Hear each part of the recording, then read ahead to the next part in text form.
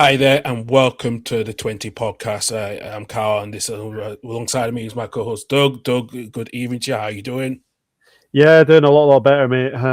It's been a bit of a hellish last couple of weeks, obviously with me being ill, but it's good to finally be back. I am still slightly under the weather, slightly, but not getting better. And always a pleasure doing this show with you.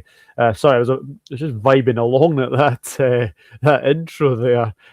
Um, Yeah, it's quite a nice wee tune actually. I'm just still getting used to obviously Talk Studio because obviously we've moved over, but no, good to be back with you, and yeah, I hope you're doing well. yeah, not too Um, bad, not too bad. It's been what a week I've had to go through a lot personally, but I think getting out, trying to distract myself from everything after with our good friend Fee who sadly passed away. But at yeah, least it's helped to a lot. And do you know what I did on Sunday? Because I usually would have done the championship review. I went to go watch a women's ice hockey for the first time at the Murrayfield Arena on Sunday, so it was actually quite really good. And because one of my old uni friends plays for the team, so it was a good game. Yeah. fair play. It's nice. It's nice to sort of get out and try new things, and obviously ice hockey is one of them. So no, fair play to you, mate. Hope you enjoyed it, and obviously it'll be a good experience that you can say that you've obviously been to, and also it'll allow you to possibly go a lot more as well. Yeah, absolutely. Well, the next home game is not going to be till April. Home game not till April, I think, because the Caledonian Still Queens are playing away for most of the next few months. So yeah, they're going to be way up, pretty much down to the north and middles of England. So they're going to be quite busy now away, but we won't see the till at least April now. So it'll be good anyway. So yeah. Nah, fair play. Absolutely. Let's get on to the first game. And then it was a big one of the big weekend games. And I have to say, Man United get winning 3-2 against Arsenal, back-to-back wins to Michael Carrick. And what a goal from Patrick Dogu, and it hit the crossbar, went in, and then Matheus Cunha getting the winner as well after Arsenal did take the lead through an own goal by Lisandro Martinez, and Michael did get the equaliser in the 84th minute, with Baron Bell getting the equaliser just before half time. And Doug, let's start with Manchester United. A huge win, a back-to-back win for Michael Carrick. Beating Man City the week before, and now beating Arsenal. Arsenal's first home defeat of the season. Was Man United feeling a little bit more the Man United of old a little bit? They're playing with a lot more freedom. I think you can kind of see that Michael Carrick's let the shackles off almost. It's like they've got like a bit of a freedom. I'll be honest. I think in our Super group, I was the only one actually to predict the Manchester United win. Yeah. I just had a feeling for them on Sunday. I don't know why. I don't know what sort of inspiration came out of me to basically predict that, but um, I just had a feeling United would win that. Obviously, the fantastic performance against Manchester City, credit aside, obviously, I know Man City were very, very poor, but this game, I think I'd probably say that's Arsenal's worst performance of the season at home. I didn't think they were great. I thought Man United absolutely outplayed them. Um, Obviously, they take the lead for a very fortuitous own goal from Lisandro Martinez, but Zubimendi giving Brian and Burmo an absolute present, and then scoring, and then probably two of the goals of the season. I mean, Dorgu's one is an absolute belter. Remind me of Gareth Bale actually a long time ago. I think it's Swansea. Yeah. Or West Brom, obviously when he was with Spurs, and then in Cunha, that was an unbelievable finish to basically curl it into the corner. But again, it's kind of asking the question: who was like wanting to close him down first things first. And I know Arsenal obviously got the equaliser as well from Michael Moreno, obviously from a corner as well, but.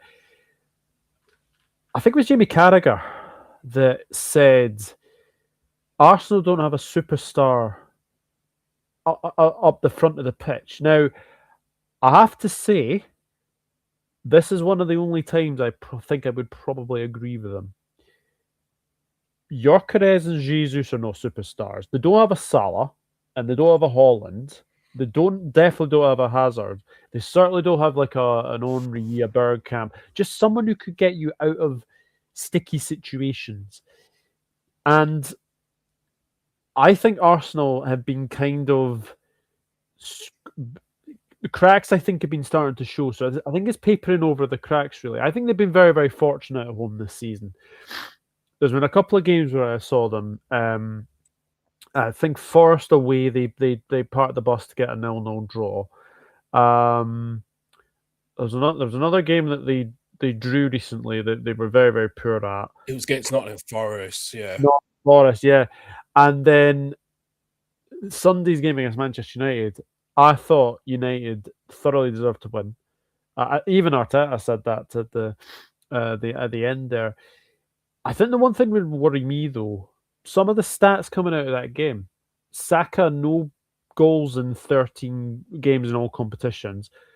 Gyökeres, no non-penalty game goals in 15 games, I think it was. Yeah. Matheus, no goals in 25 appearances for Arsenal.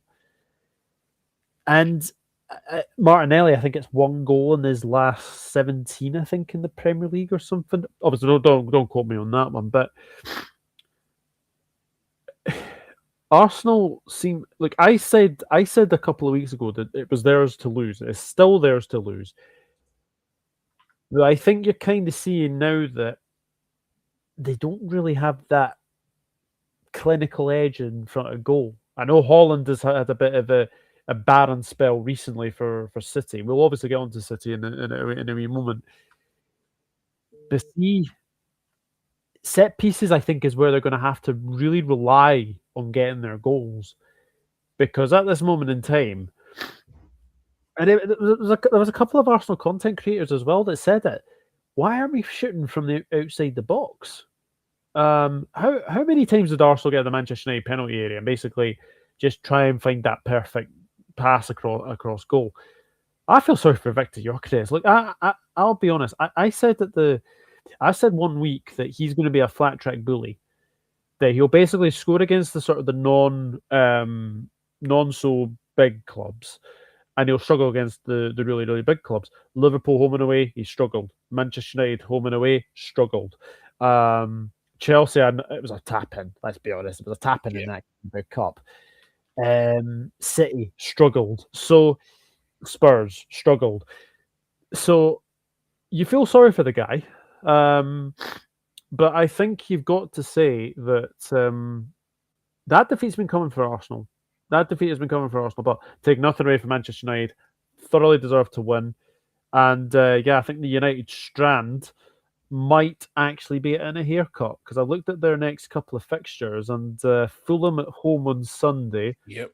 Spurs, I think. I can't remember the other one, but he's looking good for a potential haircut. Finally, it's going to be weird to see his hair after that. But I know. Just got to give you a wee shout out, young United strand, because I know that you've been dying for a haircut. But yeah, Manchester United thoroughly deserve to win against Arsenal. Yeah, absolutely. Listen, that hair needs to go, and I think if they do win the next three more games, he'll restore relief. And I bet he would just donate his hair to charity as well, to Shape for Charity, because it has been a very good, for over nearly 2 years. Yeah, it's just incredible that amount of hair has grown since then. Absolutely, but no, a really, really good win for Man United. I suppose the only really sort of downwards thing about this game, Patrick Dorgu's out for 10 weeks, which is a massive, massive blow because I think they've found his position now. Yeah, they have. Yeah, left wing. I think he definitely thrives more left wing than he does at left wing back. So I think having him at left wing has been a masterstroke. And obviously Carrick can obviously see that because he played that at Lecce, and obviously Amine wanted him to play as a left wing back, but he's definitely more left winger than he is a left wing back. So big blow, but it's about someone who can come up and obviously take his place. But I'm sure Manchester United will be fine for sure. Absolutely. Absolutely. Let's go to the title rivals, Man City, who closed the gap to 4 points to Arsenal after a 4-game winning streak ended this past weekend with a 2-0 win against Wolves. First goal of the season for Omar Mamouche in the 6th minute, and Anton Semedo scored his first City goal in the Premier League just before half time as well. Doug, it was back to a little bit winning ways for City. It was quite an easy game for them because I know Pep has suffered so much of not winning any of their 4 league games at the start of 2026, but they needed that win to close the gap before Arsenal lost their game on Sunday. Yeah, absolutely. It's massive to get back to 4 points, and obviously, I don't think they would have expected Arsenal to have lost to Manchester United, but there we go. We all kind of knew that was going to be a tricky game for Arsenal. So yeah, City just had to win. I suppose headline news, obviously, Foden and Holland on the bench, which I think is deserved because I think both of them have been really out of sorts recently. Yeah. Mark Guehi is going to be a very good signing for City. I think you can already see that he was a potent menace in both boxes. He needed a chance to score his first goal in the game as well from the header as well. He was very unlucky. He was very, very unlucky. Good to see Marmoush on the score sheet. I think didn't quite have the best AFCON, if I'm being honest. No. I think Salah was probably the best player of Egypt, I would say. And then obviously Semenyo, who has started like a house on fire, he's done very, very well. But I suppose the decision to not award City a penalty. Yeah, what did you make of that? I think he was very clear communication. The referee made his debut. I think he got given credit because usually would have just crumbled, but he didn't. He made the right decision, and I think I know that was a very courageous call from Farid Hallam, because he was a footballer. He was a footballer for Stevenage not too long ago, a couple of years ago. So to make that debut, and you know what? I think you got, without the doubt, Darren Khan said it was the right decision, and he stuck with his on-field decision of no handball. So I think it was the right decision. And it's about time they stood up to VAR as well too, because I think it's been. I think some referees have just fallen into it that scenario. But where he said, as a former footballer who's a referee, it helps quite a lot to try to improve the game. Yeah. I think. It's great. It's great to see referees doing that. I think we need to see that a lot more, because when the referees are basically brought over to the monitor, you always think, oh, it's going to be like a penalty kick, going to be like a red card, etc. Now, I'll be honest, I thought it was a penalty. I did actually think that his arm was outstretched, Mosquera. I did think his arm was outstretched, but look, he has made a mistake on his debut, but apart from that, I thought he refereed the game pretty well. And you want to see that. You want to see that from upcoming refs. Look, he might have made a mistake, but look, I think fair play to him for actually not going with the VAR decision, because not many refs do that. No, not many refs do that. So yeah, but I did think that was a penalty kick, and then Pep's coming out complaining about refs. Look, I think City have had a few contentious decisions recently. Obviously Dalot on Doku, which I think injured Doku. I don't think he actually played on when they played Bodo Glimt. So, no. So you can understand that, and then obviously the penalty decision on the weekend there. So no, look, it's a very, very good win for them, and they are back to winning ways. Wolves, I think this is one of those games where you'd be like, well, free hit, we can get anything. It's an absolute bonus. I don't think they played particularly bad. It was just a case of City being very, very clinical in the end, but. I do think if you look at what Wolves have got coming up, In fact, City have actually got to go to the Tottenham Hotspur Stadium on Sunday, and then they go to Anfield the following Sunday. So some very, very tough games coming up for them. Yeah, they do have some very tough games coming up for them as well, especially as well. After that, they're at home to Fulham, and Fulham been a good decent run as well. And then the week after, around 20th, so they got Newcastle at home, and then they finish the end of the month away to Leeds United at the end of February as well. So yeah, it's gonna be some interesting games how Pep deals with it, especially where Man City are going to be mainly with the Champions League situation as well, if they do qualify for the top 8 or not. So that is going to be quite interesting how they deal with the fixture arrangements coming through. Yeah, absolutely. And I think Arsenal go to Elland Road on Saturday, isn't it? Yep. Yeah, Saturday. Yeah, I think Elland Road might be a ground where I wouldn't say the title's decided, but it's certainly going to be tough games for Arsenal and City, because Elland Road is a really, really close, compact stadium. So the crowd is right on you. So yeah, going to be a very interesting couple of games for both Arsenal and City. Yeah, it will be as well too. Right, let's move on to the game on Saturday Night Football at the Vitality. And Doug, I'm going to let you take this away because I think for you this is your this is your match review.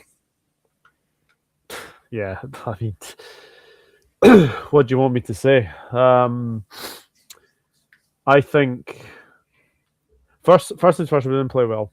Didn't play well at all. I thought Bournemouth definitely deserved their win. I think it's been coming for a couple of weeks that their wins were going to come. The longest uninspiring unbeaten run is over. Virgil van Dijk's had his worst game in a Liverpool shirt. Simple as that. Fought for all 3 goals. I don't know what he's doing with the first one. Just basically kick it out of play or put it out for a throw. Decides to do neither and allow Alex Scott to play Evan Nielsen in. Second one, Jimenez is adjudged to be offside, but actually Van Dijk is the last man to do that. And then we get back into the game. Van Dijk from a header, which was a great header, I've got to say. And then Szoboszlai scored a very, very good free kick. But yeah, Adli at the end. I'm going to say something that I don't know if this is controversial, but 5 wins in our last 18 league games. And now this is since September. This isn't good enough. 5 wins, 6 draws, 7 defeats.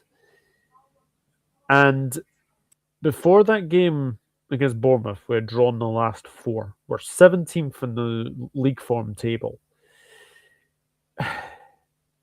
It's just not good enough. And, the next 3 games, Karabag, Newcastle, and Manchester City, they're very, very tough games. They're very, very, very, very, very tough games. And the proposed move for Andy Robertson to go to Spurs is an absolute disgrace. Like, why are we trying to sanction this? I will never know. Yes, I understand that he probably wants a new challenge to obviously play ahead of the World Cup, but we need Robertson badly, to say the very, very least. Players are not performing. Simple as that. I'm just befuddled by how poor we've actually been this season. People are saying it's the worst title defense ever. Like, if you look through the years that the Premier League has been going, then I think you probably look at Leicester 16-17, Chelsea 15-16. I don't think we're going to finish as low as they did, but it's certainly not been a great season. And Arne Slot is definitely feeling the pressure. Definitely feeling the pressure. I said a couple of weeks ago that I really hope he turns this around.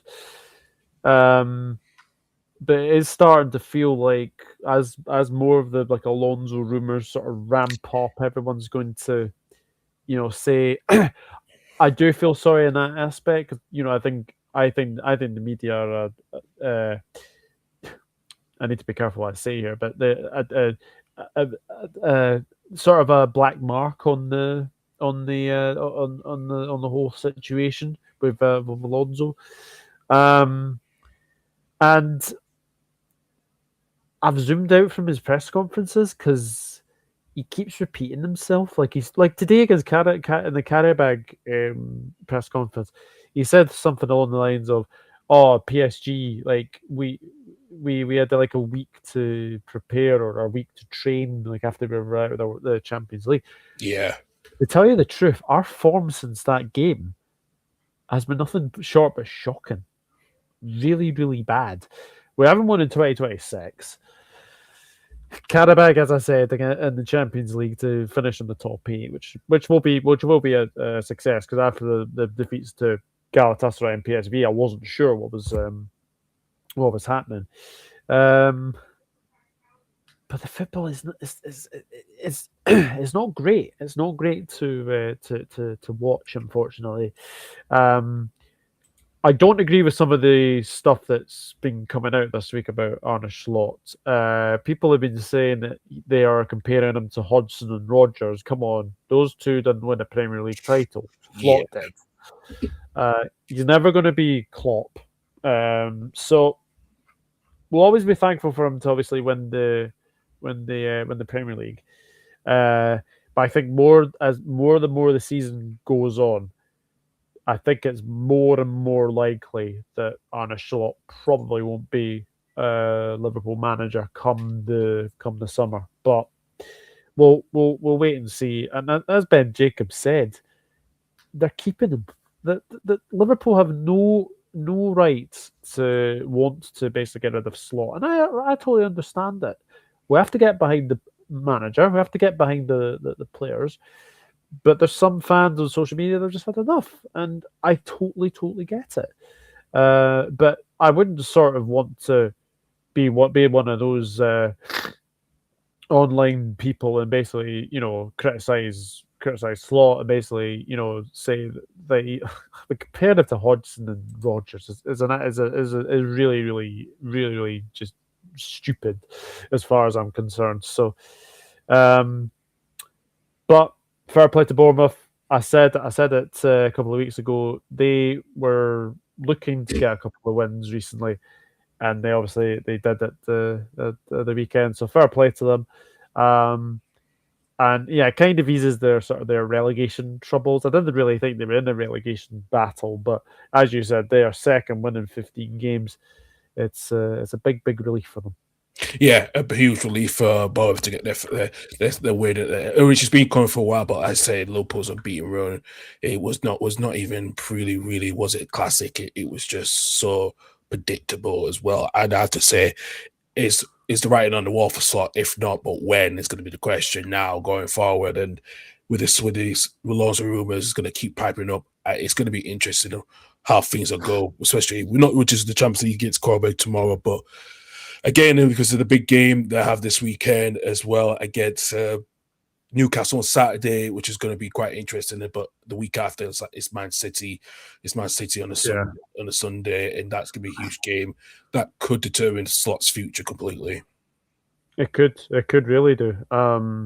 Newcastle and City will fancy their chances coming to Anfield. I know City have got a really poor record at Anfield. Obviously, they haven't won at Anfield in front of fans since 2003, 2004. So, at Newcastle, goodness me, you're going to have to go back mid-90s, I think, since they last beat us. Yeah, that's why. Mid-90s. Yes. Yeah. So I think they'll fancy their chances. The surprising thing for me, actually, this would be typical Liverpool, right? We go and beat Karabag, we go beat Newcastle, and then we beat City, and then we go and either draw or lose to Sunderland the week after.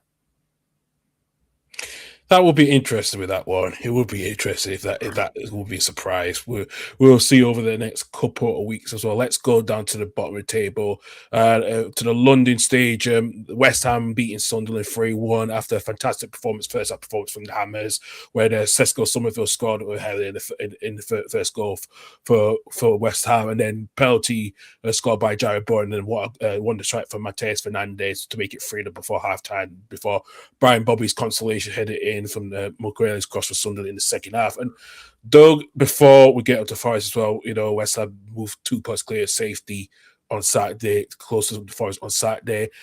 It's been a bit of a turnaround, especially the rumours with some of the players wanted to leave as well. We know that Matt Paqueta is close to going to join Flamengo in the next couple of days, but West Ham are looking like they're getting a bit of a decent run at the moment. Getting a wee bit of momentum, aren't they? Obviously, winning at Tottenham last week was huge, and then this game there was a very, very good win. I thought they were dead and buried when they lost to Nottingham Forest the other week there, but no, giving themselves a bit of a fighting chance. I thought West Ham were very, very good in this game. Got the early goal from Somerville, and then Jared Bowen, great penalty. You've got to say, great penalty down in the bottom corner. Fernandes was a fantastic strike.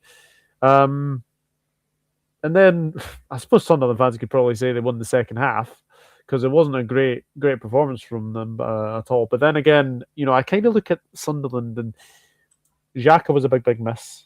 Big miss, I would say. And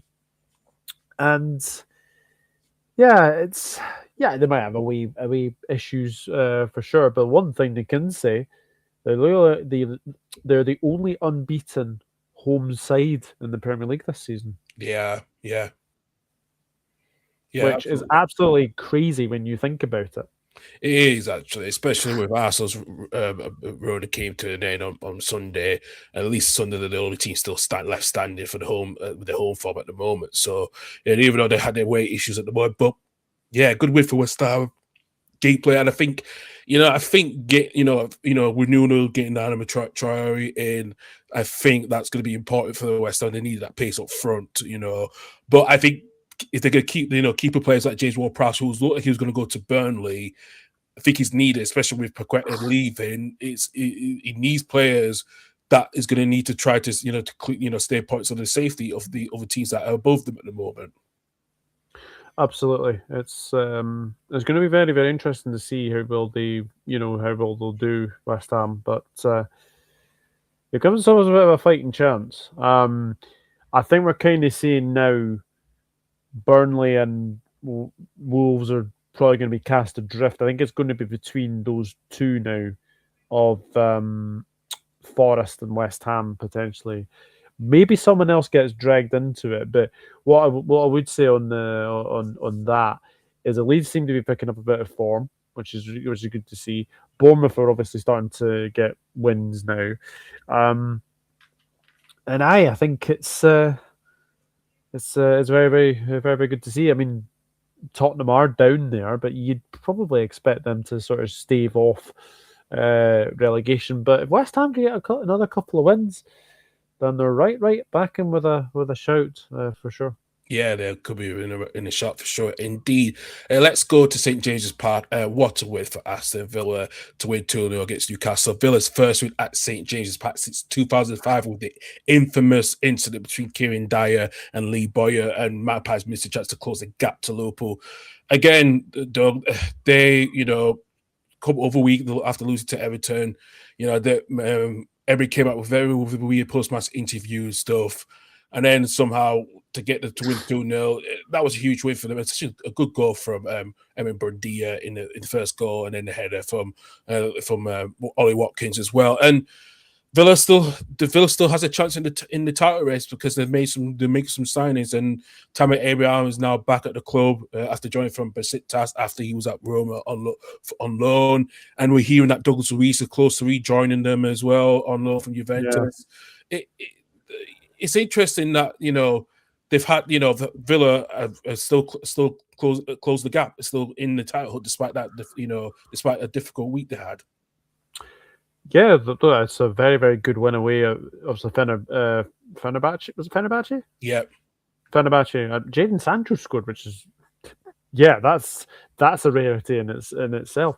Fair play to Villa. Obviously had about 72 hours preparation for this game. Very good goal from Bundy, as you said. Again, just like the Cunha goal, who's wanting to like close him down? That would be my main thing. I would say.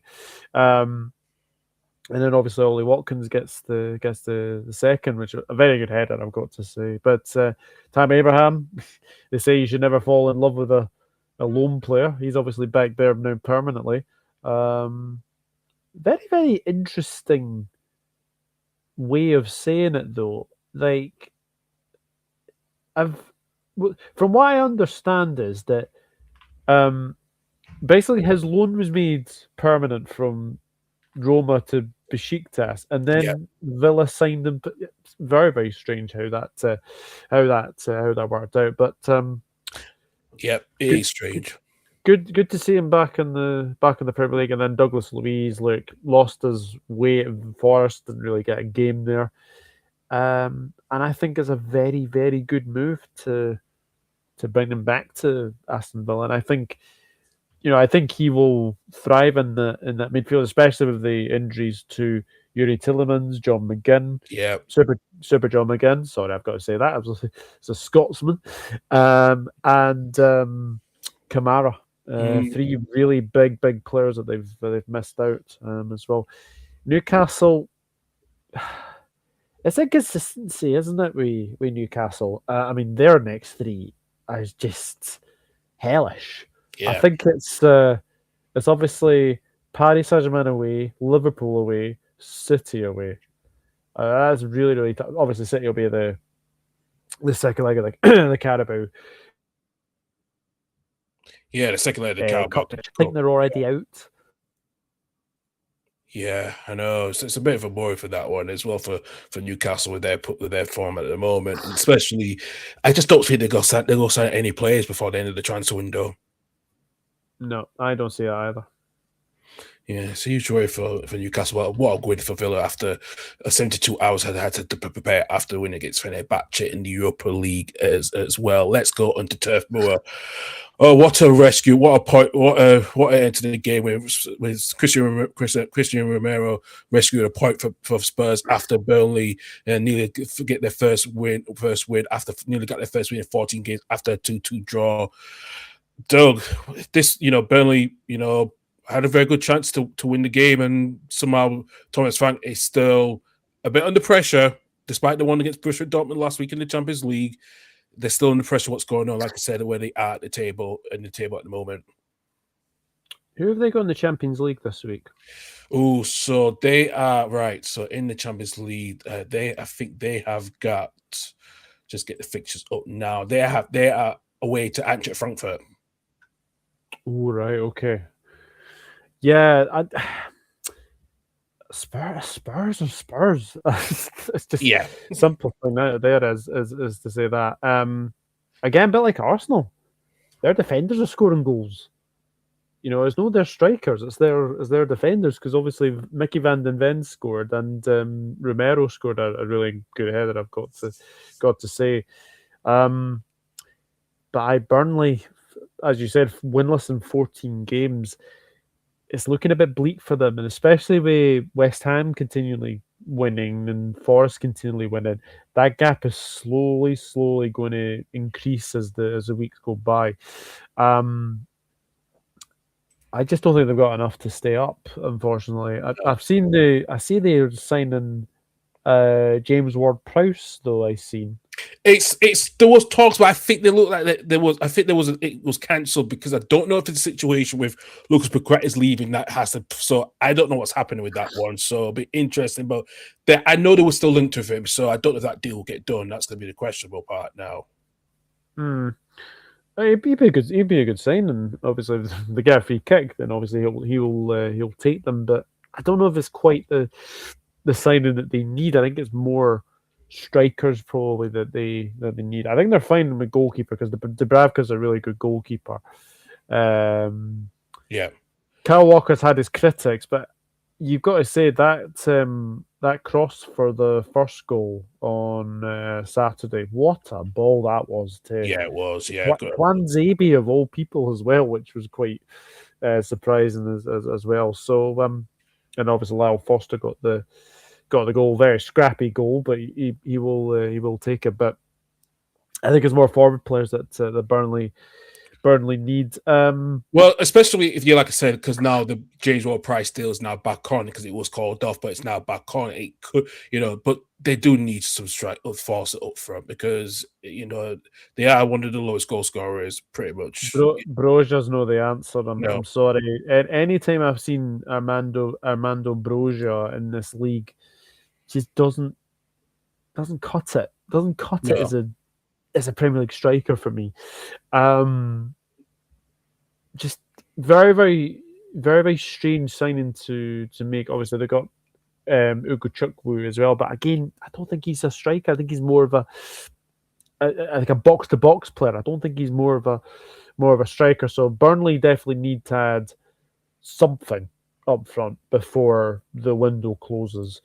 So we'll see what will happen in like the last hours of the transfer window, but I'm a little bit concerned for Burnley because the more the weeks go on, I've got a feeling that their light is probably going to go out.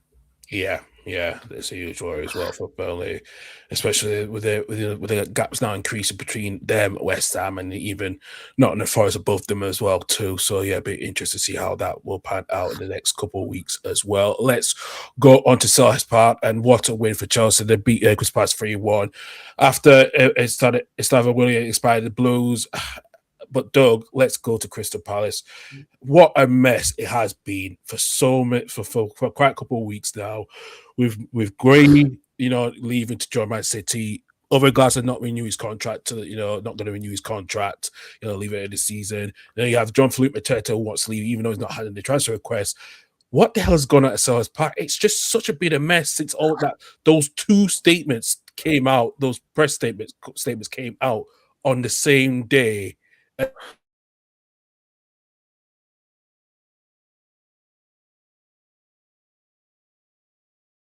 All the European spots as well. They try to put a bid of nearly £40 million for Jean Philippe Mateta. It's just so much craziness going for Palace. I just don't know how they can get themselves out of this. I think if Mateta goes to Forest, Glasner's gone. Yeah. I honestly, why would you go to Forest? Now, no disrespect to Nottingham Forest, but Palace are still in the Conference League. I think they've got a really good chance of winning that. I really, really do. But if Mateta goes, that would honestly say to me, if Mateta does leave for Nottingham Forest, that would be very, very.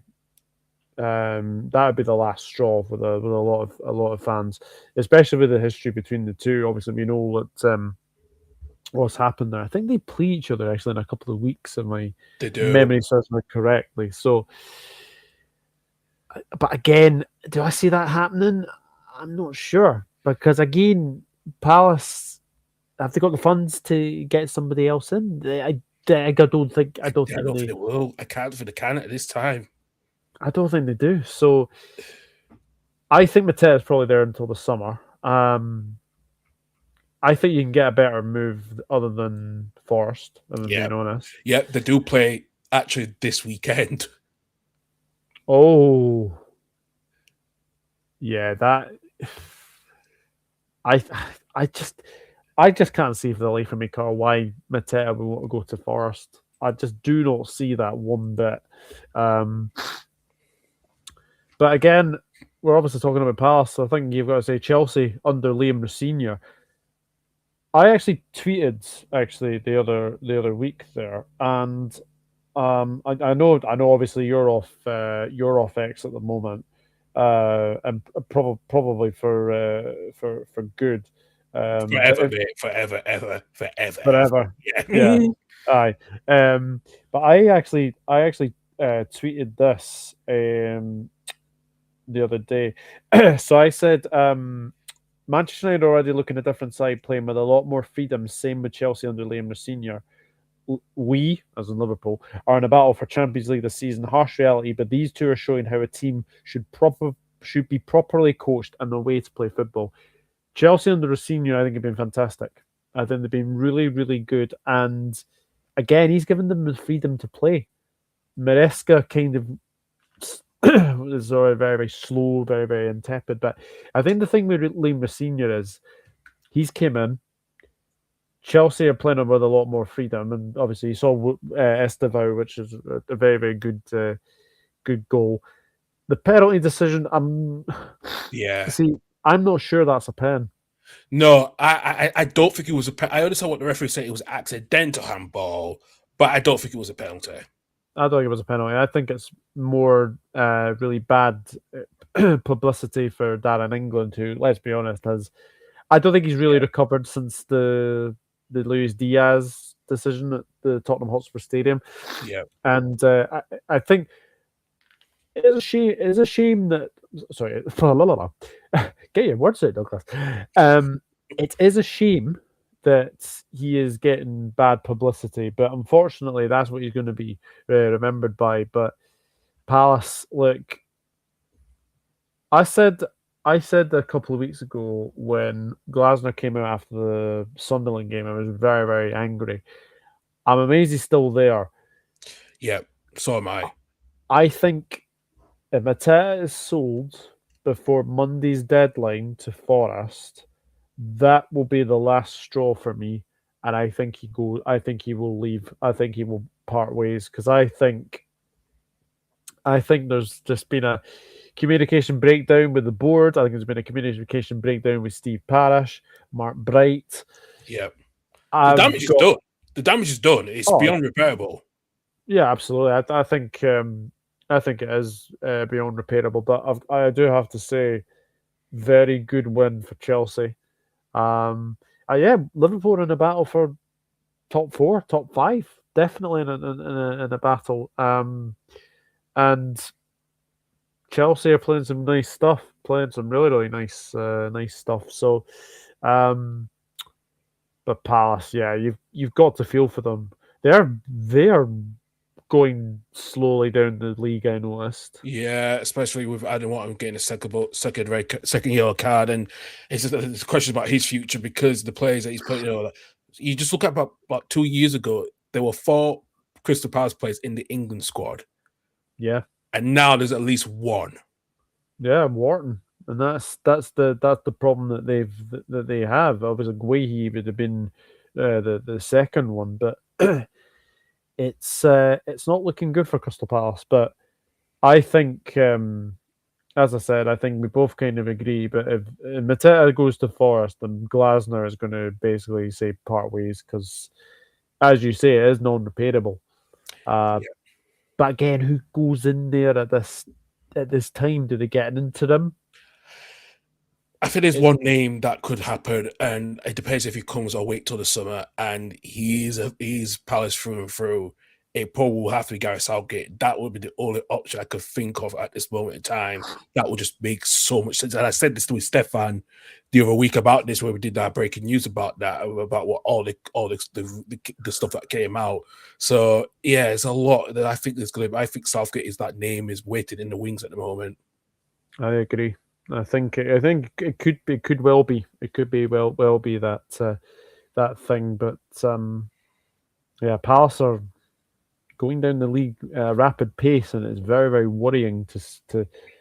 Hopefully, they will obviously arrest that slide and see what they can do. But yeah, that's a big game of the weekend on in Forest Palace. I mean, there'll be fireworks. There will be probably a lot of banter between the two. There'll probably be songs sung about Maranakis, Parish, you name it. So yeah, I think there could be fireworks at the City Ground on Saturday. It could be fireworks with the game on Sunday and then the deadline day on Monday. Oh, it's going to be a lot of fireworks I'm going to enjoy. It's going to be box office, let me tell you that one. It will be. Let's get to that promoted game at the GT Stadium. Nottingham Forest, getting a win at Brentford, winning 2-0. Brentford losing a second home game this season. Goals from Adrian Jesus and Tyra Aurori scores late to seal the victory. And really good hopes up for Nottingham Forest with a survival major boost, because after they lost in the Europa League on Thursday, after not with everything, but it was a hard fought win against the Bees, and Sean Dyche could look a little bit pressure now after they moved 5 points clear off West Ham. Yeah, this was a result I didn't see coming, to be honest. I think Brentford have been very, very good. I think it's only obviously Forest won there. I can't think who else beat them. Man City, yeah. So basically, Man City and Forest are the only two teams that have won at the GTEC. So it goes to show it's a really, really tricky place to go to. But Forest did make it look pretty easy. Obviously, Jesus scoring a fantastic goal, and then the second one from Taiwo Wunyi. But Brentford have been very, very good at home. Disappointed, obviously, to lose their unbeaten home records, but they've been really, really good recently. But yeah, Forest the other night against Braga. I don't know if you've been watching Europa League, but I've been kind of watching a wee bit of the highlights. Gibbswhite misses a pen. Yeah. And then they go up the other end and it's a Ryan Yates own goal. So it's 55 seconds, I think, in that passage of play, which is quite strange to say the very least. But no, a big win for Forest, because you kind of had the feeling that once West Ham had won that game, it was sort of putting more pressure on Forest, but they got the job done, which is the main thing. I think Forest like playing Brentford. Actually, I can't remember the last time they actually lost to Brentford. No. So fair play to Sean Dyche and his side, but they're certainly not out of it, because West Ham are slowly picking up points. They just need to keep picking up points as well. But yeah, that game on Sunday, I played because obviously we're playing the Europa League against Varosh people as well. I'll be keen. So that'll be a good game to watch. But a big win for Forest. Not quite out of it yet, but they'll be there or thereabouts, I think. Yeah, absolutely. As well, they'll be there for bouts in the league as well. Let's get to the final game of the weekend on Monday Night Football. I will take over. Tiana Barry continues reset 5 form. Scoring 4 ways when he pounds on rescue a point for Everton against Leeds United at the Hill Dickinson Stadium Monday. Leeds had a very good momentum with ourselves getting a goal through James Justin's first goal after with the deserted lead, and also. Dominic Calvert-Lewin had a chance to make it 2-0 after he got a touch in the 6-yard box. He hit the post as well from Jaden Bogle's cross. But Derek Moyes made some changes to cost the game, bringing Jared Bradford time the season after full hamstring surgery, and Kieran Dewsbury Hall was made his return after he was sidelined since December. Good to see him back. Yeah, it was good to see him back as well.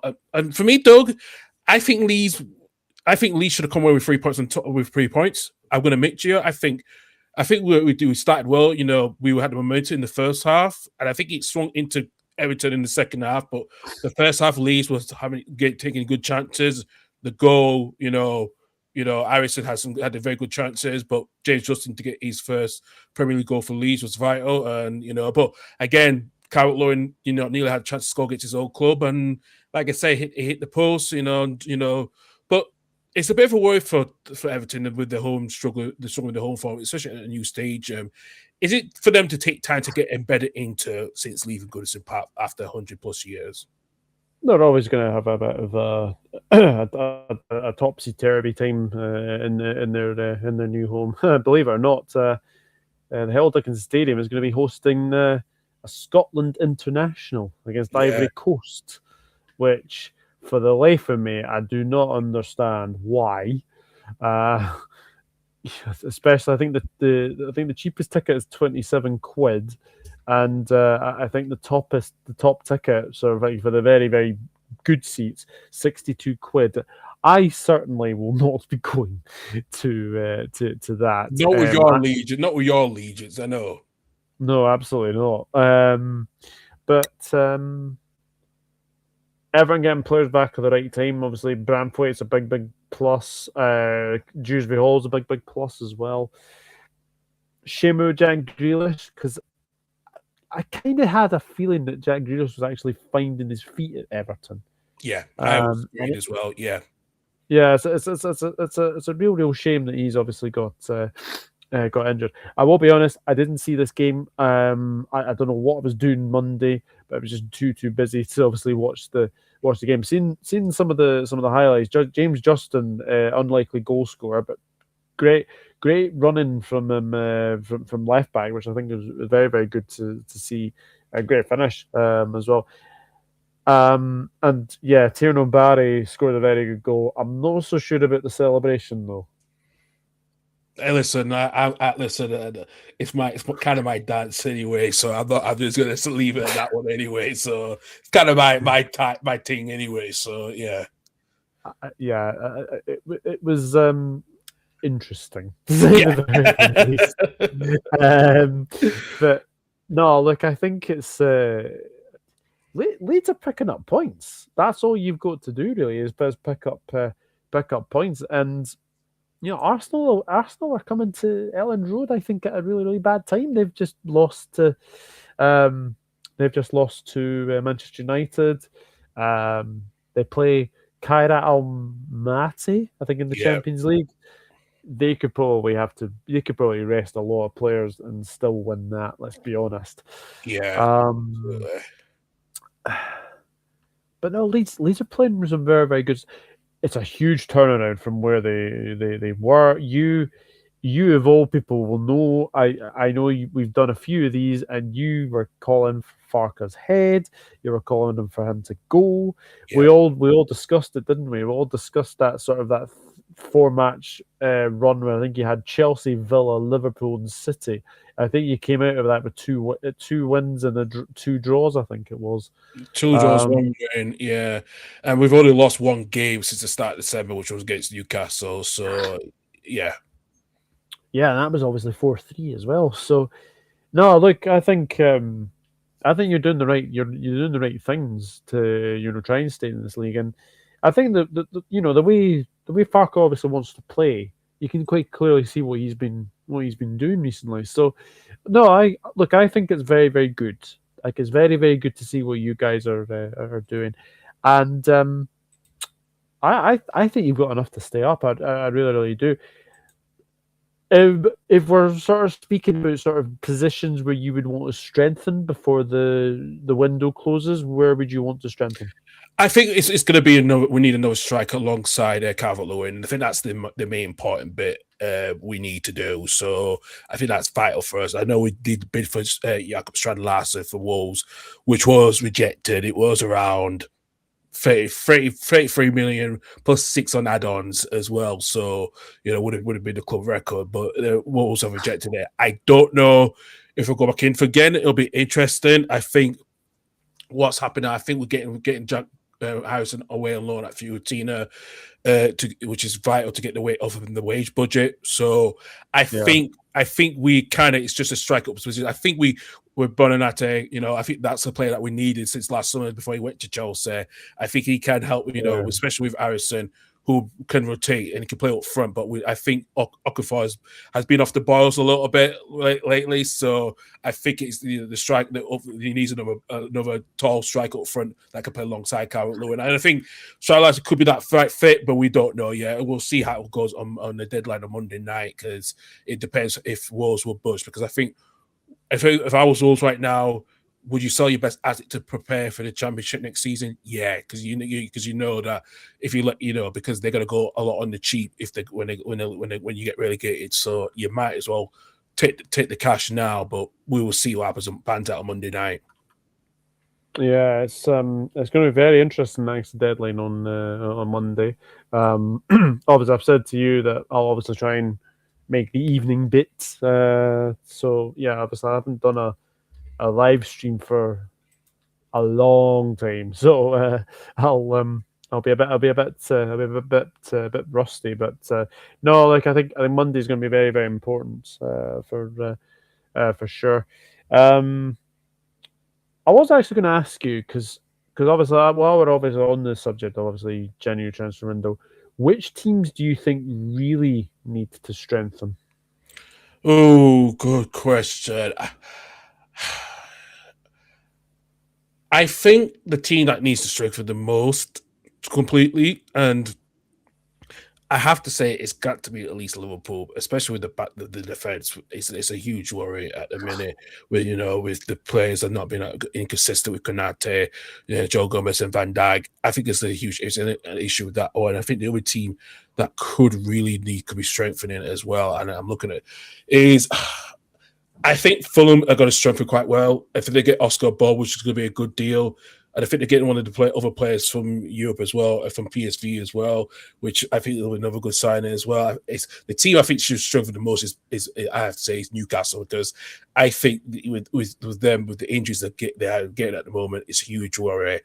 I think they need to strengthen quite much because especially with losing to Villa, and they have been inconsistent, and especially they lack the financial power at the moment. So yeah. But I think the team that needs it the most, and I don't think they will. I don't think Chris Pass will do. I don't think Chris Pass will sign any players. I just don't think they will do, especially because the players are going. They've only brought Brennan Johnson in, so I don't see the point if they're going to make any signings. So they're a club that's huge. I'm worried about because with everything that's been happening to them. Mm-hmm.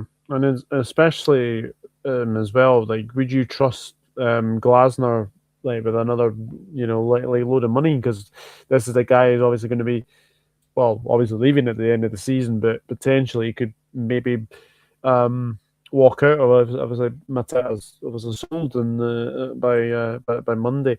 I'm just trying to think of other clubs really. Everton, I would probably say they need to strengthen. Yeah, I would say so as well. Chelsea, I think, are all right. City are fine. Yeah, we definitely need to strengthen. I don't see us doing anything in the window as long as we don't sell Andy Robertson. Because I don't think getting Tsimikas back is the answer. No, I think going from Robertson to Tsimikas is a big downgrade, I would have to say. Well, Man United get that midfielder that they're wanting. I mean, the midfielder that I've heard that was actually being linked with Manchester United was Wilfred Ndidi. Now, I don't know if that's exactly true, but this is a kind of a move you would probably have done 5, 6, 7 years ago. It wouldn't be today, I don't think.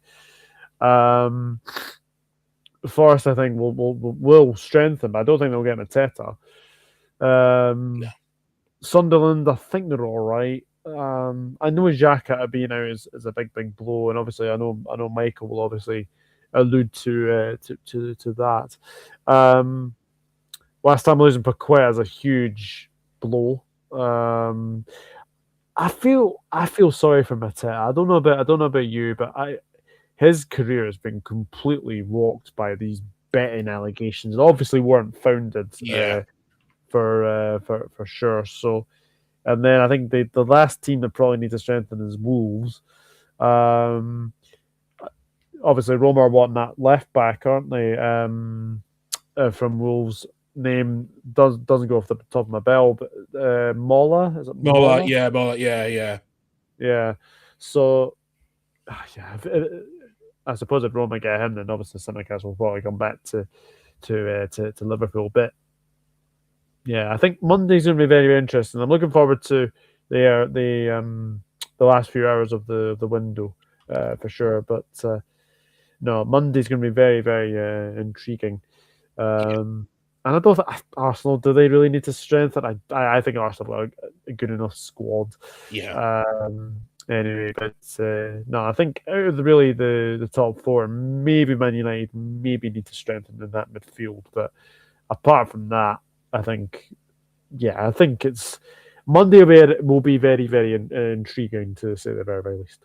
Absolutely as well. Yeah, absolutely as well. Doug, thanks for that. Let's get into the table of the Premier League. Arsenal gap is now cut to 4 points with Man City and Aston Villa at the chase to the pack. Man United go up to fourth after beating the Gunners as well, with Liverpool missing out on the top, going into the top four. Fulham now behind them 2 points in seventh place, with Brentford, Newcastle losing their state in eighth, ninth. Everton still in 10th. Sunderland go down to 11th place after the defeat away at West Ham. The only teams that did win in the bottom half were Bournemouth, Nottingham Forest, and West Ham as well. Leeds stay in 16th, where they were 6 points ahead of West Ham United, with Burnley and now 11 points behind Leeds and 10 points behind Nottingham Forest as well. So yes, that is all to play for at the moment. And yes, you will talk about the transfer window. We have got some news to announce. So the Total Leaving Home Football podcast will be doing a live streams, of course, of the transfer deadline day on Monday, the 2nd of February. We should be live from 11 a.m. We'll continue at least till 4 o'clock between the morning and afternoon sessions, and we'll be back on from about 6 o'clock to do the evening session on to at least with the transfer deadline in England, with the closing at 7, as well as other parts around Europe as well. So fingers crossed for everyone to keep an eye on that. So yes, you'll have Doug will be joining us. Stefan will be on with us, along with Reese as well. We'll discuss all the clubs. We'll get all the guests on who will be joining us during the course of the whole day as well. So thank you very much for Doug for joining us. And like I said, you keep an eye on Doug's channel at the Doug Football channel with all his content as well. Also with my content on the Total Leaving Home Football podcast with Stefan and Reese back on this Saturday to do the Saturday show. Stefan and Michael and Annie will be doing the championship review on Sunday as well at 8 p.m. And like I said, me and Doug should be back next week to do after the transfer deadline day. We'll discuss the 20 podcasts as well of all the games this weekend, including the big game between Liverpool against Newcastle, and also the derby between now, a local derby now, rival now between Forest and Crystal Palace, what the aftermath is going to be as well. So yes, thank you for everyone for tuning in. We'll see you guys real soon, and have a good week. Take it for now. So goodbye from me, and goodbye from Doug. Cheers. Bye-bye.